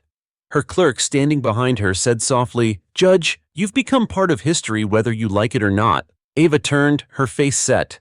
"History isn't my concern. Justice is." But even as she spoke, she knew the two had merged. In his cell, Briggs shut his eyes, trying to block out the muffled sound of chants bleeding through the television. But they followed him even into sleep. "Respect. Respect." He jolted awake, sweat on his brow. For the first time, he realized he was no longer feared. He was forgotten. That night, as the vigil swelled, Malik leaned toward his uncle. "Unc, you've become a movement. They call you the Courtroom Father, but really, they see you as proof." Darius's eyes stayed fixed on the candles, his voice calm. "If my standing shows them they can stand too, then maybe justice isn't just in the robe. Maybe it's in all of us."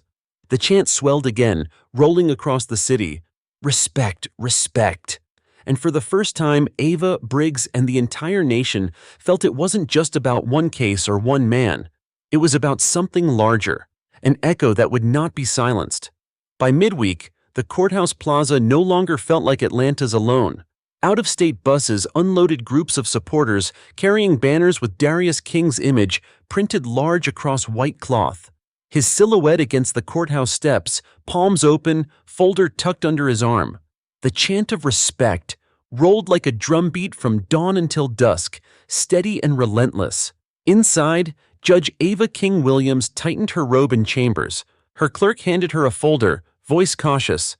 "Your Honor, the Senate Judiciary Committee is discussing whether you should step aside until the review clears. They say public confidence is compromised." Ava's hand froze mid-button.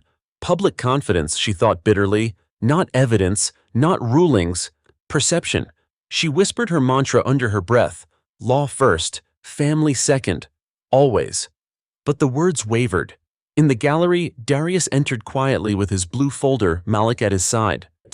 Cameras tilted up immediately, the crowd leaning forward to capture every step. Darius bowed his head slightly, palms open as always, and took his seat. Malik whispered, "Unc, you've become more than a father watching his daughter. You're the face of this whole thing." Darius smiled faintly. "I never asked to be a face, but if standing makes others stronger, then I'll stand until the end." Phones caught the exchange, captions spreading online, "Standing until the end." In his cell, Briggs lay on his bunk, staring at the cracked ceiling. The television outside replayed the vigil, Darius framed by candlelight. Every chant echoed through the walls. He muttered, "They worship him. They've forgotten me." His fist tightened, but even rage felt empty now. IA had stripped his badge, colleagues avoided his gaze, and the city had turned his humiliation into legend. He whispered to the dark, "If I can't break him, maybe I fade with him." But no one listened. Back at court, Ava presided with precision. A narcotics case filled the docket, attorneys circling like sharks. One lawyer jabbed, "Your Honor, with respect, how can defendants believe they'll receive fairness when your father sits in the gallery every day?" The gallery buzzed. All eyes turned to Darius. Ava's gavel cracked. "This bench does not answer to family. It answers to the law. If counsel continues to argue bias instead of evidence, this court will hold you in contempt." The silence that followed was heavier than any ruling. Ava's face was marble, but under the robe her heart pounded like a drum. At recess, reporters swarmed Darius in the hallway. "Mr. King, do you think your daughter should recuse herself? Do you believe your presence compromises her? Are you now the leader of the respect movement?" Darius lifted his palms, voice calm. "The gavel belongs to her. The chant belongs to the people. I belong to neither. I stand because dignity is louder than rage. That's all." The clip spread instantly, hashtags trending again. Had dignity. Louder, respect. Movement. Malik sighed afterward. "Unc, even your humility makes you bigger. You can't stop it." Darius replied softly, "Then I'll carry it, even if it bends my shoulders." That evening, the vigil swelled larger than ever. Crowds stretched for blocks, candles flickering like a river of light. News helicopters circled overhead, broadcasting live to millions. At the center, Darius stood calm, folder under his arm, Malik close, Ruiz scanning the edges of the crowd. His stillness had become ritual, his presence a sermon without words. One young man approached, tears in his eyes. "Mr. King, I was ready to give up on my case, but seeing you, I can't. You make me believe standing matters." Darius placed a hand gently on his shoulder. "It does. Even when knees shake, standing matters." Phones captured the moment. By dawn, the clip would circle the globe. Upstairs, Ava watched from her office window. The glow of candles painted her father in light, the chant rising like a tide. She felt pride, yes, but also a creeping fear. The robe she wore was supposed to shield justice from public sway. Yet now, justice itself seemed tied to her father's silhouette. She whispered, "Daddy, How much weight can one man carry? Her clerk entered softly. Judge, the governor has invited you to speak at the Capitol next week. They say the people need reassurance. Ava's hands tightened on the gavel. Then they'll get law, not reassurance. But deep down, she wondered if anyone could still separate the two. In his cell, Briggs lay awake, the chant still echoing faint through concrete. Respect, respect. He pressed his palms to his ears, but the sound wouldn't stop. His own silence had consumed him. For the first time, he feared not being hated, but being forgotten. That night, as the vigil reached its peak, Malik whispered to his uncle, "Unc, you're carrying too much. What if it breaks you?" Darius looked out at the sea of candles, his voice calm and steady. "If it breaks me, then let it. Better to break standing than bend in fear." The chant surged again, louder than ever. Respect, respect. And for the first time, the city felt that the word was no longer just a chant. It was a verdict. By Thursday morning, the courthouse plaza looked more like a national monument than a city square. Satellite trucks lined the streets, drones hovered overhead, and anchors in crisp suits reported live as if covering an election night.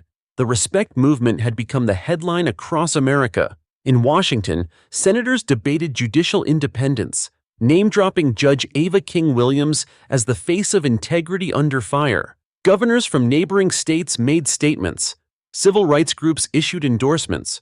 Critics doubled down, demanding her recusal. Inside chambers, Ava sat with her clerk, the weight pressing hard. "They're asking if you'll appear before the state legislature," the clerk said carefully. "They want reassurance the courts aren't compromised." Ava leaned back, rubbing her temples. Reassurance. Politics wants reassurance. But justice isn't about comfort, it's about truth. She whispered her mantra under her breath. Law first, family second, always. But it sounded thinner than ever. In the gallery, Darius arrived with his blue folder. Phones tilted up instantly, capturing his calm stride. Supporters reached out to shake his hand. Some whispered blessings. Others wept quietly just at the sight of him. Malik whispered as they sat, "Unc, you realize you're no longer just part of this. You are this. People chant because of you. They gather because of you." Darius's voice was steady. "I didn't ask for it, but if standing makes others stand, then I'll bear it until I can't." A teenager nearby overheard. He whispered to his friend, "Did you hear that? That's why he's the Courtroom Father." Phones caught it, captions spreading online within minutes. Meanwhile, in his cell, Briggs stared at the muted television outside the bars. Every channel showed the same footage. Darius, calm in candlelight, chants swelling behind him. The caption read, "Dignity in the face of rage." He muttered, "They erased me. I wore the badge, and they erased me." His fists trembled, but there was nothing left to strike. He was suspended, stripped of respect, fading into silence. The other inmates didn't even jeer. They ignored him, and that hurt more than humiliation. In court, Ava presided over a high-profile fraud case. The defense lawyer stood, voice sharp. "With respect, Your Honor, defendants must believe rulings are impartial, but appearances, your father, day after day, make impartiality impossible to believe." The gallery buzzed. All eyes turned to Darius. Ava's gavel cracked. "This court does not try appearances, it tries facts. If counsel continues to peddle innuendo instead of evidence, I'll strike your arguments from the record." The lawyer backed down, chastened. The gallery quieted, though whispers persisted. Ava sat taller, but under the robe her hands trembled. At recess, reporters swarmed Darius in the hall. "Mr. King, do you realize your presence is reshaping the national debate? Do you consider yourself a leader now? What do you say to critics who call this favoritism?" Darius lifted his palms, calm and steady. His voice rolled out like stone on water. "Respect isn't demanded, it's earned. My daughter carries the gavel. I carry nothing but a folder. If standing in dignity makes others believe they can too, then I'll stand. But the law belongs only to her." The clip spread instantly, hashtags exploding. Hashtag respect is earned, hashtag Courtroom Father, hashtag dignity stands. That evening, the vigil swelled to its largest yet. Crowds spilled into side streets, tens of thousands chanting, "Respect" in unison. Cities across the country held simultaneous vigils, live streams intercutting Atlanta with Chicago, New York, Los Angeles. At the center, Darius stood as always, folder under his arm, palms open. Malik at his side, Ruiz scanning edges warily. Phones captured the stillness, captions spreading. He stands, so we stand. A young woman stepped forward, tears in her eyes. Mr. King, I was scared to testify in my brother's case, but watching you, you gave me courage. Thank you. Darius placed his hand gently on her shoulder. Courage isn't the absence of fear. It's standing while fear whispers. The crowd roared, chants rising louder. Respect! Respect! Upstairs, Ava watched from her office window. Pride filled her chest, but fear pressed harder. She whispered, Daddy, they've turned you into a symbol. Symbols change history, but they also carry targets. Her clerk murmured, Judge, the governor insists you address the Capitol. They want your voice. Ava gripped the gavel. Then I'll speak as law, not as family. But deep inside, she wondered if anyone still saw the difference. In his cell, Briggs lay on his bunk, eyes open to the dark. The chant still echoed in his ears. Respect, respect. But this time it wasn't rage that filled him. It was despair. He had fought to make Darius weak. Instead, he had made him unbreakable. He whispered bitterly, They forgot me. And for the first time, the silence answered back, Yes. As the vigil stretched into the night, Malik leaned toward his uncle. Unc, you've carried this long enough. Maybe it's time to rest. Darius's eyes stayed fixed on the sea of candles. Rest comes later. For now, standing is all that matters. The chant swelled again, rolling like thunder across the city. Respect! Respect! And this time, it no longer sounded like protest. It sounded like history. Monday dawned sharp and clear, the kind of winter morning where the air itself felt brittle. But Washington, D.C. was already buzzing. Crowds spilled across the Capitol lawn, banners waving high. Some read Respect for All, others the Courtroom Father.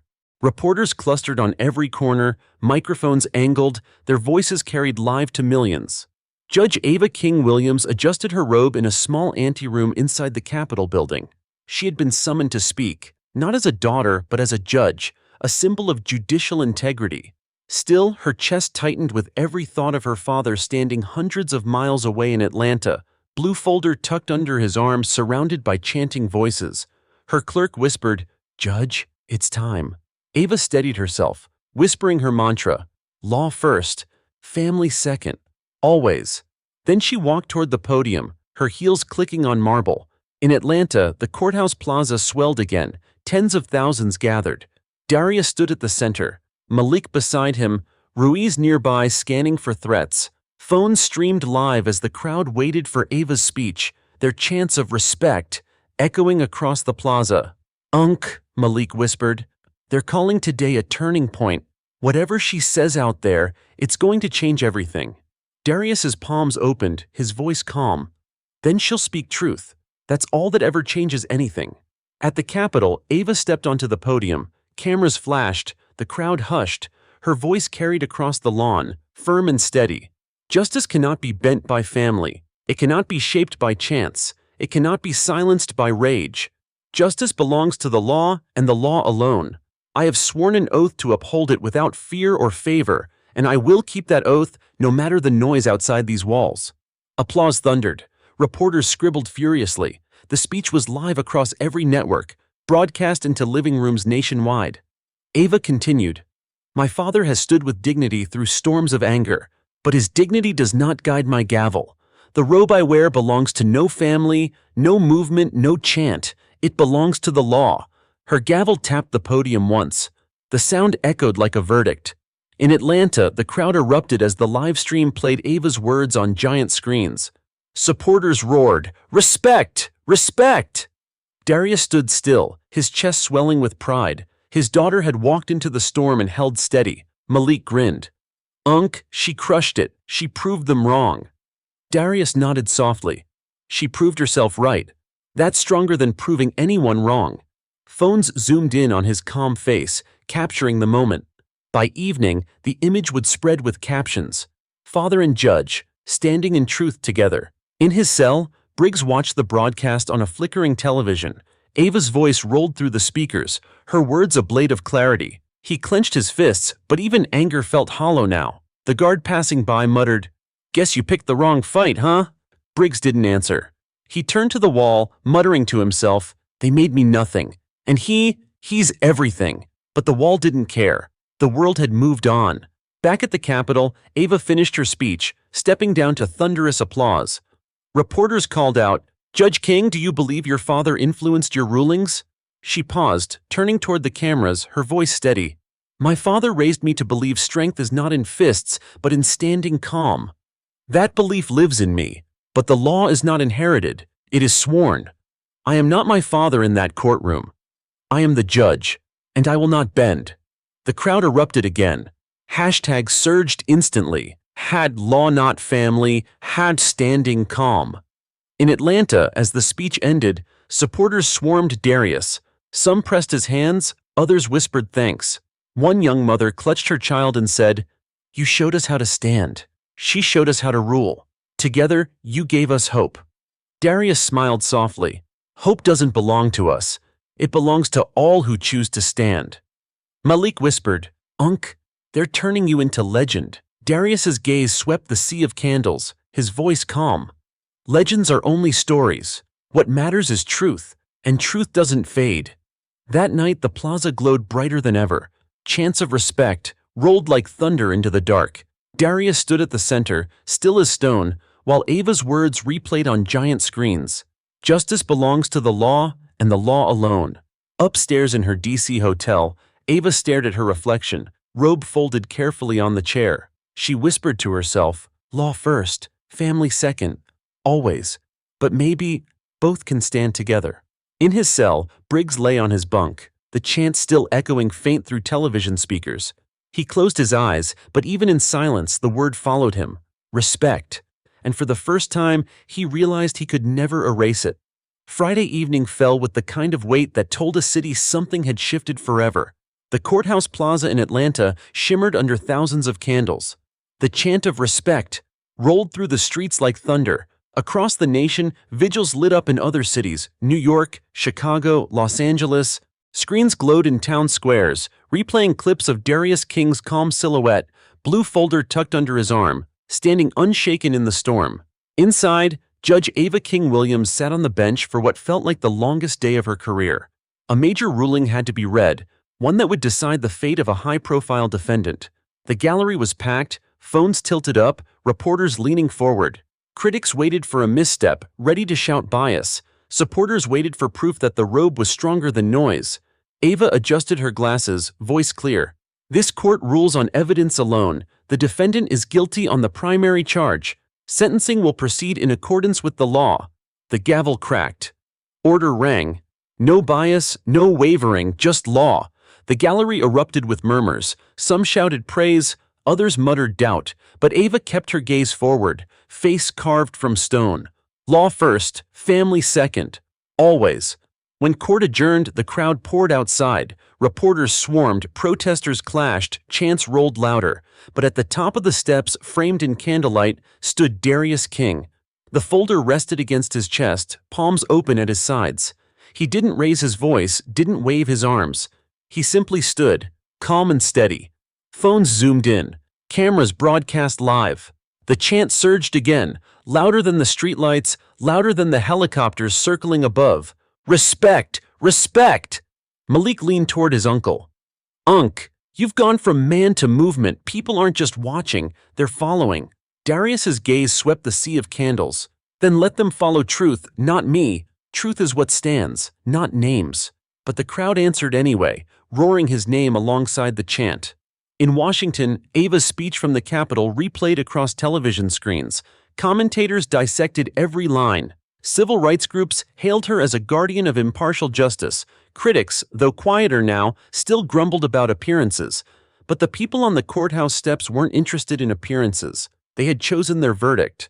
And their verdict was respect. In his cell, Briggs sat slumped against the wall. The television in the corner replayed the vigil live. Darius's silhouette filled the screen, calm and unshaken, chants rolling like a tide. Briggs covered his ears, but the sound leaked through anyway. "Respect. Respect." He whispered bitterly, "They forgot me." The guard outside the bars shrugged. World moved on. And for the first time, Briggs realized it was true. He wasn't feared anymore. He wasn't even hated. He was nothing. Back in Atlanta, Ava stepped out of the courthouse, her robe folded carefully over her arm. She paused on the steps, eyes finding her father in the glow of candles. For a moment, judge and daughter locked eyes, two pillars holding the same storm. She whispered softly, words caught by nearby microphones. "The law stands, and so does he."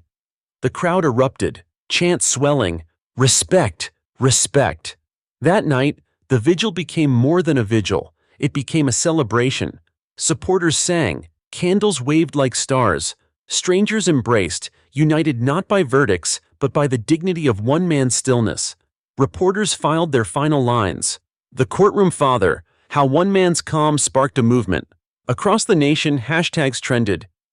#respect stands, #Courtroom Father, #justice, unshaken. At home later, Ava sat at her desk, robe folded, gavel resting nearby. She whispered her mantra one last time. Law first, family second. Then she added words she had once resisted. Respect for both. She closed her eyes, pride and peace filling her chest. In his small apartment, Darius placed the blue folder on the table, smoothing its worn edges. He didn't open it. He didn't need to. It had carried him through every storm. Malik leaned against the wall, smiling. "You know, Unc, they'll be talking about you for generations." The man who stood calm while the world shouted. Darius smiled faintly. "Then let them talk. I didn't stand for history. I stood for truth. If truth outlives me, that's enough."